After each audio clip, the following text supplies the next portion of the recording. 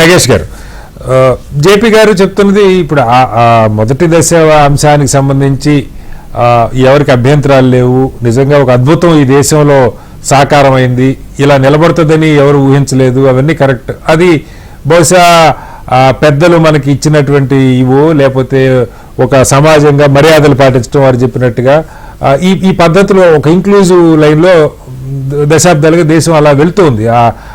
Common మ్యాన్కి సంబంధించి పెద్ద ఏ ఇబ్బందులు లేవు, అంటే రోజువారీ జీవితంలో నడిచిపోతూ ఉంది. వాడు హిందువా, ముసల్మానా, క్రిస్టియనా, లేకపోతే ఇంకొకట, ఈ గొడవ లేదు. తెలుగా, తమిళ, కన్నడ ఈ గొడవ లేదు. వసుదైక కుటుంబంగా అలా వెళ్తోంది. అయితే దీనిలో వారు జేపీ గారు చెప్పినవి కీలకమైనవి, చిన్న విషయాలు కాదు కావి, మూలమేవి కదా. రూల్ ఆఫ్ లా లేదంటే ఎక్కడున్నామని అర్థం. మనిషికి ప్రపంచంలో ఎక్కడ అది లేదు, మరి ఇవాళ ఉన్న పరిస్థితులు అది లేదు. మన దగ్గర విచిత్రమైన పరిస్థితి, చట్టం అందరికీ ఒకటి అన్నది భారతదేశంలో అమలు కావట్లేదు అనేది చాలా మనం చెప్పుకుంటున్నాం. కనీస విద్య, వాడిది బుద్ధి వికసించేలాంటి విద్య అందని దేశాల్లో మనం అట్టడుగునున్నామని కూడా జేపీ గారు చెప్తూ ఉంటారు. ఇలా 2-3 డీసెంట్రలైజేషన్ లేని దేశం లేదు. ఒక లోకల్ కౌన్సిల్ ఇదంటే వాళ్ళు అక్కడ బ్రహ్మాండంగా చేసేది. కీలకమైన 3 మనకు అందులో దేశం పెరుగుతుండొచ్చు, కలిసి ఉండొచ్చు, గొప్పగా ఇవన్నీ ఉండొచ్చు. ఏం చెప్తారు? ఇప్పుడు మీరు చెప్పిన ప్రశ్న చాలా బ్రాడ్ రేంజింగ్ లో మీరు అడిగారు. అయితే దీన్ని ఎక్కడి నుంచి బిగిన్ చేయాలో ఎక్కడ ఎండ్ చేయాలో అర్థం కాదు. కానీ మీరు చెప్పింది ఏంటంటే చాలా మంది దీనికి చాలా పెసిమిస్టిక్ గా ఉన్నారు.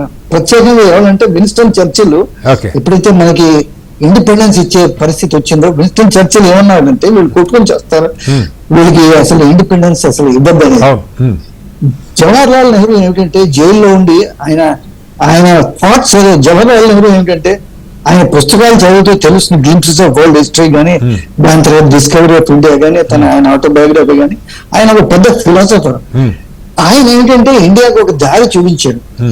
అయితే ఈ రోజు సోషల్ మీడియాలో ఆయన మీద నానా అబద్ధాలు, నానా చెత్త చదవడం రాస్తున్నారు. అసలు అది చదవడానికి కూడా సిగ్గేస్తుంది. బట్ ఏంటంటే అతను ఏమన్నాడు, we will take India to commanding heights of glory through the public sector అని అన్నాడు.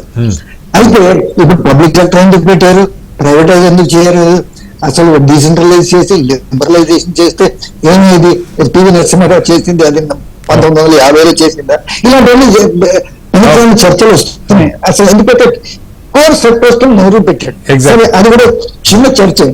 ఎందుకంటే మీరు 75 ఏళ్ళ గురించి మాట్లాడుతున్నారు. 75 ఏళ్లలో మనకి ఏంటంటే డెమోక్రసీలోని మనకి ఏంటి, జేపీ గారు చెప్పినట్టుగా మనం ఎన్నికలు ప్రతి 5 ఏళ్ళకి పెట్టుకుంటున్నాం. అదేమీ తమాషా కాదు. మళ్ళీ నేను కూడా అమెరికా ఎగ్జాంపుల్ ఇస్తానండి. ఆయన ట్రంప్ గురించి చెప్పారు. సరే, అది రీసెంట్ పాస్. నేను మీకు ఒక 10 ఏళ్ళ కిందట ఒక జార్జ్ డబ్ల్యూ బుష్ అనే వ్యక్తికి ఆల్ గోర్ అప్పుడు వైస్ ప్రెసిడెంట్ ఉన్నారు. వాళ్ళిద్దరికి పోటీ జరుగుతూ ఏమైంది, అదేదో ఫ్లోరిడాలోని ఓట్స్ లో కౌంటింగ్ లో వాళ్ళు ఏదో గఫ్లా చేశారు. వాళ్ళు గఫ్లా చేస్తే ఏం చేయాలో అర్థం కాలేదు. ఫైనల్ గా సుప్రీంకోర్టు ఏంటంటే ఒకటి గెలిచిపోయాడని చెప్పేసింది. జార్జ్ డబ్ల్యూ బుష్ గెలిచిపోయాడని చెప్పేసింది. అంటే అలా చేస్తే మన దగ్గర సుప్రీంకోర్టు ఆపేస్తుంది ఎలక్షన్స్. సో మన దగ్గర ఏంటంటే మనం ప్రతి 5 ఏళ్ళకి ఎలక్షన్స్ జరుపుకుంటాం. రెండోది మన దగ్గర ఏంటంటే సెక్యులరిజం. ఎన్ని రైట్స్ జరిగినా ఏం జరిగినా కూడా మన దేశం ఈ రోజుకి ఒక సెక్యులర్ భావాలతో ఉన్నది. మొన్న చూడండి, అది చాలా మందికి నచ్చలేదు. అది వివాదాస్పదమైన ప్రైమ్ మినిస్టర్ వెళ్ళి ఒక రాముడి గుడి అక్కడ రోజంతా ఉండి అక్కడ ఇనాగ్రేట్ చేయొచ్చా అనేది అది వివాదాస్పదం ఉండొచ్చు. కానీ బట్ ఆ రోజు అసలు ఎక్కడ కాంట్రవర్సీ లేకుండా ఏదో చిన్న బాంబేలో ఒక కమ్యూనల్ ఇన్సిడెంట్ జరిగింది కాబట్టి దేశవ్యాప్తంగా అసలు ఎక్కడ అంత ప్రశాంతంగా ఉంది. రెండోదండి, మన 75 ఏళ్లలో 2 విషయాల్లో మనకి ఈ సెక్యులరిజం విషయంలో వస్తే మనం 2 విషయాలు సాధించామండి. ఒకటేమో మండలైజేషన్. ఇప్పుడు మండలైజేషన్ మొన్న కర్పూరి ఠాకూర్ని భారత రత్న ఇచ్చారు. ఆ సందర్భంలో ఇది కూడా చెప్తున్నాను నేను. అసలు మనకి రిజర్వేషన్స్ లేకపోతే అంబేద్కర్ కానివ్వండి, కర్పూరి ఠాకూర్ కానివ్వండి, ఎవరైనానండి, ఈ అసలు రిజర్వేషన్స్ లేకపోతే ఈ అణగారిన వర్గాలకి అసలు జరిగేది ఏమిటి అనేది. రెండోది ఏంటంటే మండలైజేషన్ అయిపోయింది. దాని తర్వాత ఏంటంటే ఇదేంటంటే ఈ మైనారిటీస్ కి ఉండాలా లేదా అనే దాని మీద ఈ బీజేపీ ప్రభుత్వం ఏంటంటే ఒత్తిడి తీసుకొస్తున్నది మైనారిటీస్ మీద. అది మంచి పద్ధతి కాదేమో అని అనిపిస్తున్నది. కానీ ఎంతవరకు పోతుందో బీజేపీ మనం చూడాలి. దాని తర్వాత పవర్టీ ఎరాడికేషన్ నెంబర్ 1 ఏంటంటే మన అగ్రికల్చర్ లో హార్మోన్ బోర్లాగ్ వల్ల మీకు గుర్తుందా 1967 లో PL 480 అనేది పబ్లిక్ లా 480 అని మనం అమెరికా నుంచి గోధుమలు తీసుకొచ్చి మనం ఇండియాలో మనకి ఆకలి చావులు కాకుండా మనం వాడుతుండేవాళ్ళే.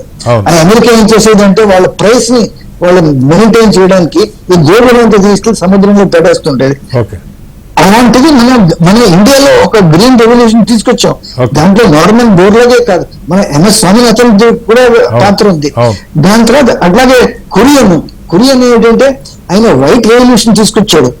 దాని తర్వాత ఇలాంటివన్నీ చూస్తే ఇండియా ఈ 75 years లో మీరు డెమోక్రసీ చూడండి, సెక్యులరిజం చూడండి, లేకపోతే అణగారిన వర్గాలని పైకి తీసుకురండి, ఇవాళ చాలా గొప్ప విషయం అండి. నేనైతే ఇవాళ చాలా ప్రౌడ్ ఫీల్ అయ్యాను ఎప్పుడైతే ఫ్రెంచ్ ప్రెసిడెంట్ పక్కన మన